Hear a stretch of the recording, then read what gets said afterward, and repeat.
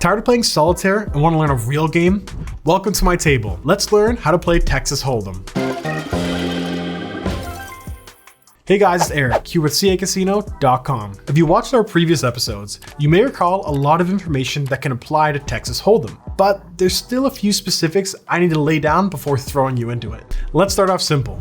Blinds. Blinds are mandatory bets placed by the first two players to act at the start of the game. In Texas Hold'em, the dealer holds the standard button or dealer button marker. The player sitting to the dealer's left makes the small blind, and the player to the left of the small blind has to wager the big blind. Both of them must pay before the cards are dealt. Now, the values of the blind bets are determined by the casino or the tournament in question.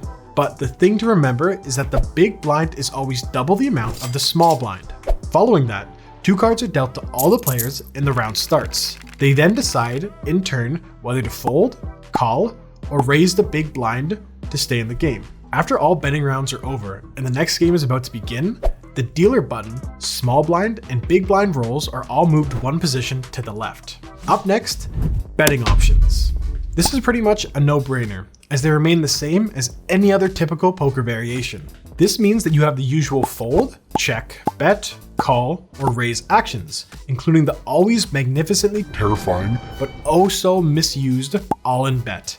Betting aside, now let's move on to how the cards are dealt. Pre-flop, players receive two hole cards, and after seeing their hand, can play by calling or raising the big blind. The betting action all begins from the player to the left of the big blind, also referred to as the live bet. This player is free to fold, call, or raise. Once this player acts, the betting round continues clockwise until all active players place equal bets in the pot. Keep in mind that the blind players act last in the pre-flop round, and even if everybody calls, the big blind player still has the last action, whether it's check or raise. Following the pre-flop is the flop. At this stage, three community cards are dealt face up on the table. Betting on the flop begins from the player to the left of the dealer. This is where all rounds start, except for the pre-flop. The betting options here are almost identical.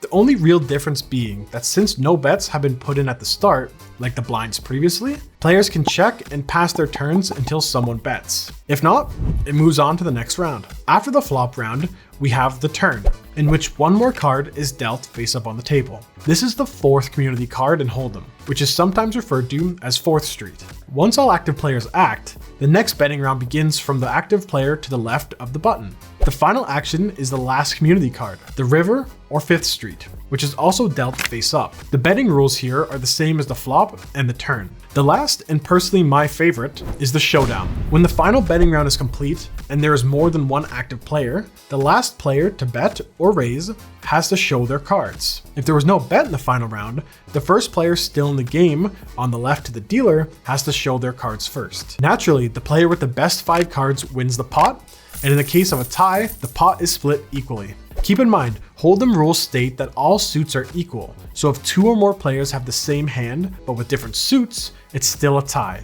unlike some other poker variations. Want to start playing Texas Hold'em? Visit our website at CACasino.com.